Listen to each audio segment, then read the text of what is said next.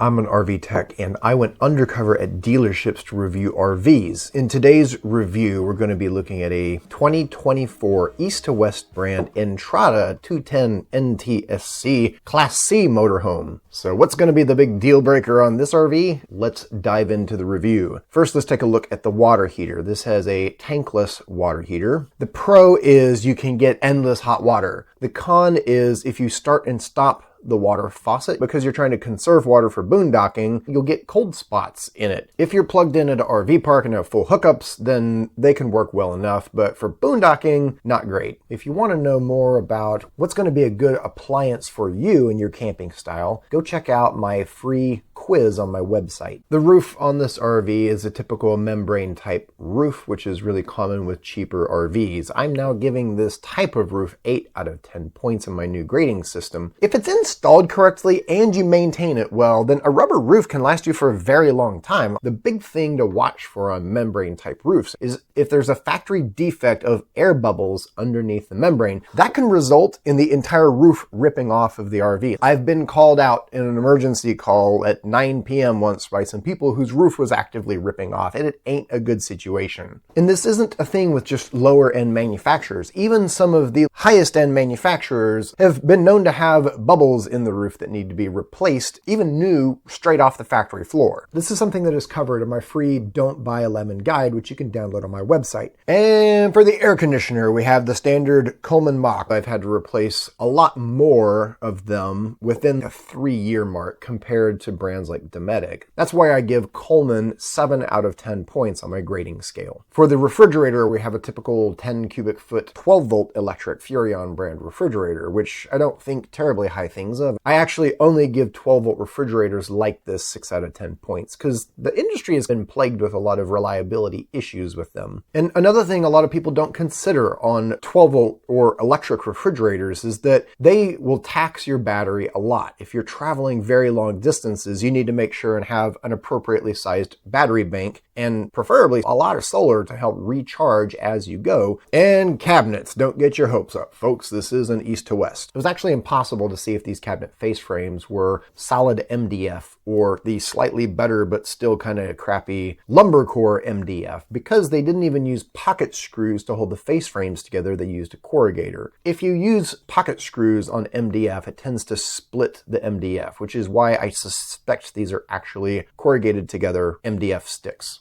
So while the cabinet doors themselves appear to be solid wood, the cabinet boxes are actually even lower grade. If you want to learn how to tell which RV cabinets are made of real wood and which ones are the manufactured junk, you should check out my RV shopping course. My RV shopping course covers the quality of all the major components and includes a mobile web app you can use to grade RVs just like I'm doing in today's review. This also includes a database of over 600 RVs that either I or my undercover shoppers have graded. Countertops. Thermofoil can look really pretty, but when you look under the edge, you see it's just MDF stapled together. And one of the big problems is if you don't maintain the caulking around the edge of the sink and at the backsplash, any water going around can soak into that MDF and just destroy these counters. Also, don't set anything hot on them. It will melt through. Or carpet cleaner. That will chemically melt the plastic. So I give 2 out of 10 points. This little motorhome is on a gas engine Chevrolet van chassis. Good news is they're cheaper and easier to repair than something like a Mercedes Sprinter. Let's talk about the slide outs next. No slide out means you're not going to have an issue. So I still give 10 out of 10 points on here because you're not going to have a bad slide that can cause problems. Does that mean that you should always avoid slides? No, I think there's plenty of good slide out systems. And the plumbing. When I looked at the plumbing on this RV, I was very sad to see many feet of flexible tubing improperly pinch clamped to PEX fittings. Folks, if you haven't seen me rant about the plumbing fiasco in the RV industry, this type of connection on plumbing tends to create leaks, and water leaks in RVs ain't good. The way you can know that this red and blue plumbing is not proper PEX is to squeeze it with your finger, and if it's squishy, it's flexible tubing. plumbing. That's why I give the plumbing on this RV 0 out of 10 points. Some manufacturers, like East to West, have decided to insist that this plumbing, it's not a problem. That's bull, folks. Many other technicians and many other of my viewers reach out to me confirming this has been a problem for them for many years. In my experience as a technician, I've seen RVs where there was a massive mold growth under the couch because of a plumbing leak in the cabinet next to it. Fit and finish, this little RV seemed to be very cleanly put together. Dumb thing about this RV, the way that they mounted the hanger for the exhaust pipe for the generator is not in the way hangers should be installed. These hangers are designed to be installed vertical. If you put them horizontally, it turns into a big lever that can just